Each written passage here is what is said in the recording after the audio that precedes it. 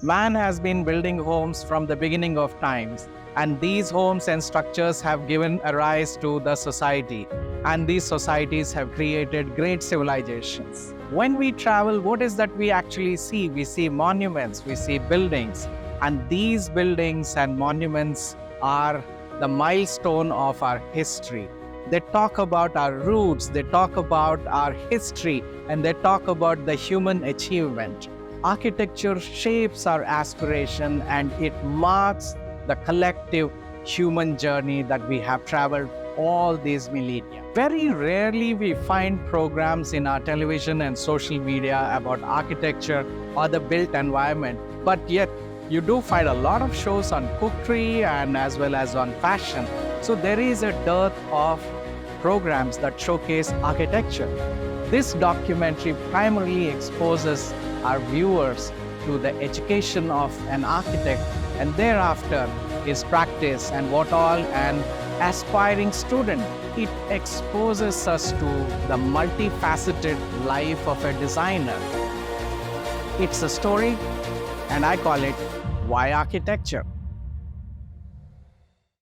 It is not just a boring course, like there are no formulas, there are no textbooks, there is nothing. Every day is a new learning day for us, and it is field work, it is hands-on work, it is a lot of drawing and sketching. And architecture is very fun course. It is not a very theoretical course.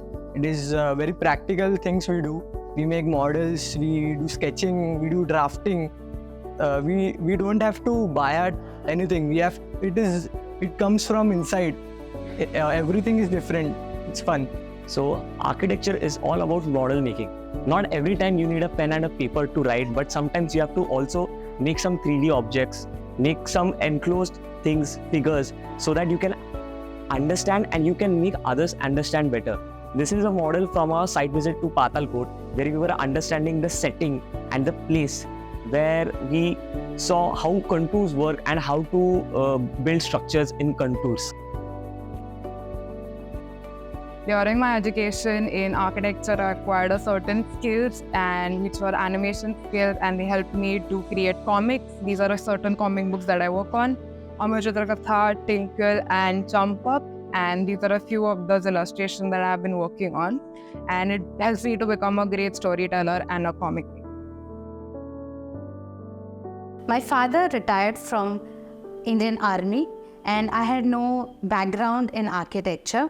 But since I loved solving problems very passionately and creatively, I joined this field. Same, my father was into HMRL and he retired as a central government employee. And our firm is winning so many awards in a very shorter span of time, and we are enjoying this field so much that you cannot imagine, and doing all the work, all the designing. Since architecture is a very creative field, you would love to be a part of it. Yeah, and it is not like a work. It is more of a creative thing to do. And you get money for the same thing actually, for doing drawings, paintings, making models, making buildings. Hi, I'm architect Amay Shah. I pursued my bachelor's in architecture from Pune and then masters of architecture from Glasgow, Scotland. I am the founder of this company called Visava Labs Private Limited.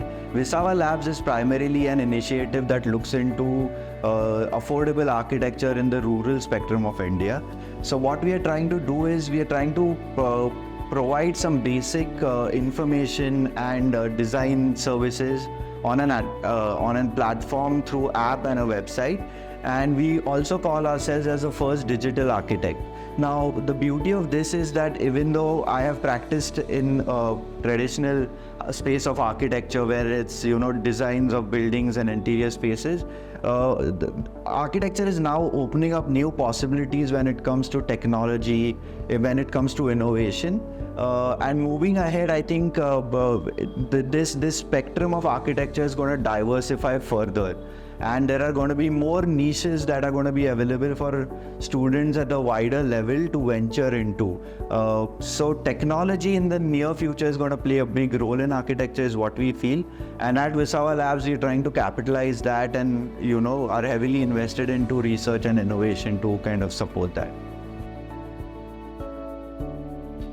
Pooja, if you look at it, India is building every year so much. I think there are new roads, bridges, airports, housing societies, tall buildings, everything is coming up.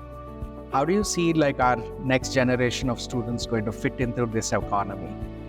Actually, there's a lot of scope, right, for anyone who is studying architecture or design or any allied fields also. There is so much requirement to fit into this developing platform that our country is making available for them. There are not only low-cost housing, but there is, like you rightly said, roads, infrastructure, metro stations, just building our country. Yeah. That is where our students will fit. Yeah, and I think India will probably continue to build for next 20, 30 years. Pooja, you're an educator. So do you think that architectural education allows a student after he graduates or she graduates to go into other diversified fields? Why not, Ram? Definitely it allows them, because they learn certain skill sets that can be applied to various different fields as well. For example, a UI UX designer. It's the same concept that is applied for an architecture plan to a UI UX plan. Right. The field of architecture is fast emerging and it's getting more and more diverse. Architecture and architectural teaching allows you a lot of exposure through foreign travel, through joint workshops. Architecture allows you the power to create and change the entire landscape of not just one city, but the world. This is a digital fabrication lab which is used for prototyping experimental architecture, non-standard architecture. So what we essentially do is we use digital medium, computational medium to design, to analyze environmental simulations, structural simulations, and so many more things. And this particular facility is used as a prototyping facility.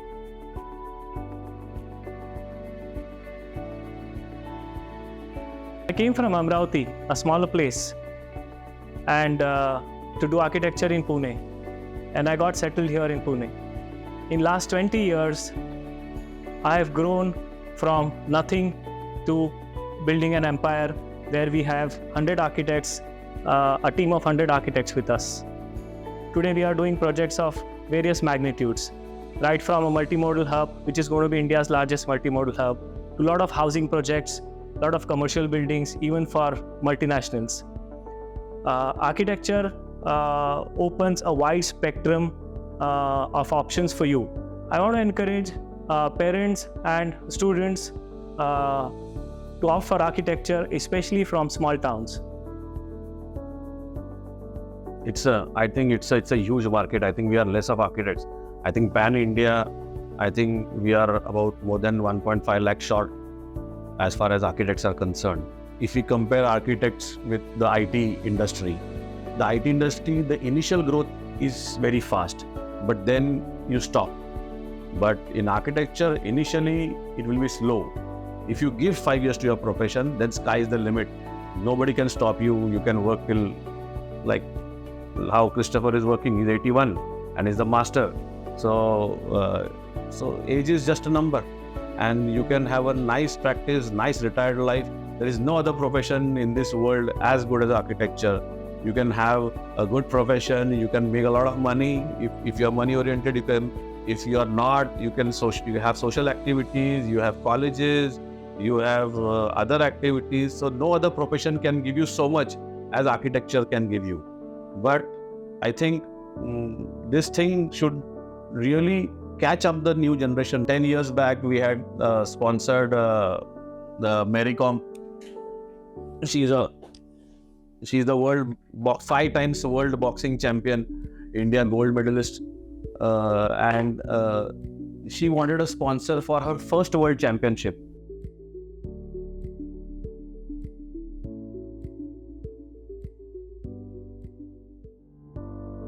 What kind of projects are you involved in? How many years you've been in practice? Oh, see, after my education in architecture, which I did it from Vidyanagar, Yeah. I shifted to Pune because my father introduced me to Osho Rajneesh for his meditation techniques. Okay.